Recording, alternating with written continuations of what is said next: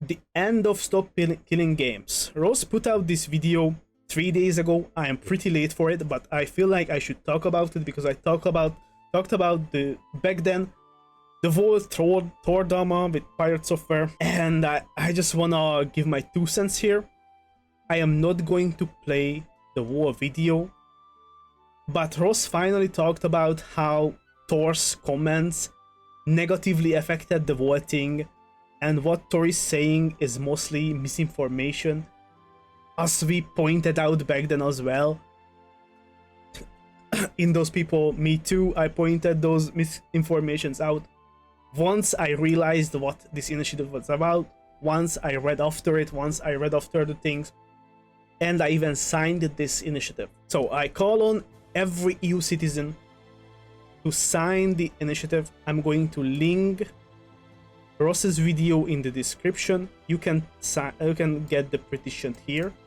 The European initiative. This is the really important shit. This is what you have to sign. Sign that if you are European. If we can get to, I think, 1 million signatures, I believe, that's when we hit our goal. There's already 500k.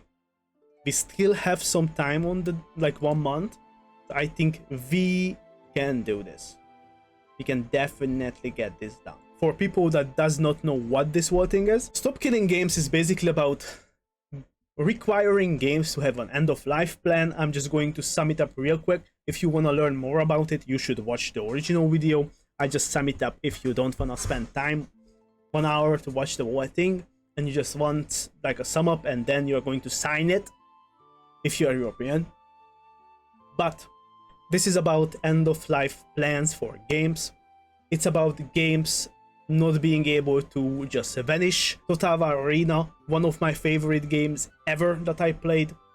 They tried to make it a World of Tanks style with tiers and everything, really similar to War Thunder 2. I mean, it's the same system kind of, but it failed because of that mostly. So they just dropped the game, and people had a bunch of microtransactions already purchased in the game. Nobody cared. We didn't get server files, we didn't get anything to continue as a private server or whatever. They just vanished. One other example is BattleBit. BattleBit, the devs grabbed all the money and vanished into thin air. We have no idea where they are. They didn't give an update for like a year, I believe. Like, you can see the mostly negative reviews right now. Like, there is literally no freaking update over a freaking year. It's insane. This game used to have tens of thousands of in-game players, and they just grab this $50 per player and run with it. So we don't want to have these types of situations happen. The thing we want to have to happen is something like Warhammer Age of Reckoning. This is an old MMORPG that is really dear to me. I played this as a child. I have the physical box somewhere. I don't know where exactly. I think it's somewhere behind me. But this game went down. The devs stopped the servers, stopped supporting the game. But in this case, the devs allowed a little group to pick up where they left off. So we have Return of Reckoning. This is a completely community-run everything.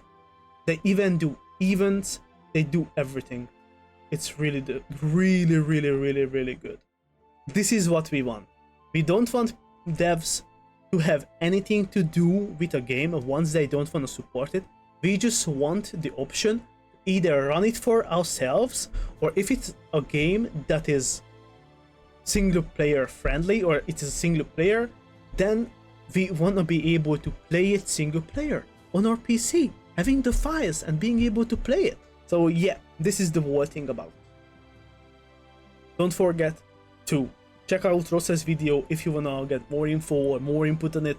You can check out, I think, Moist Critical put out something, Penguin Zero, whatever his YouTube tag is, Mudahar, Ordinary Gamer, he put out a good video on it too.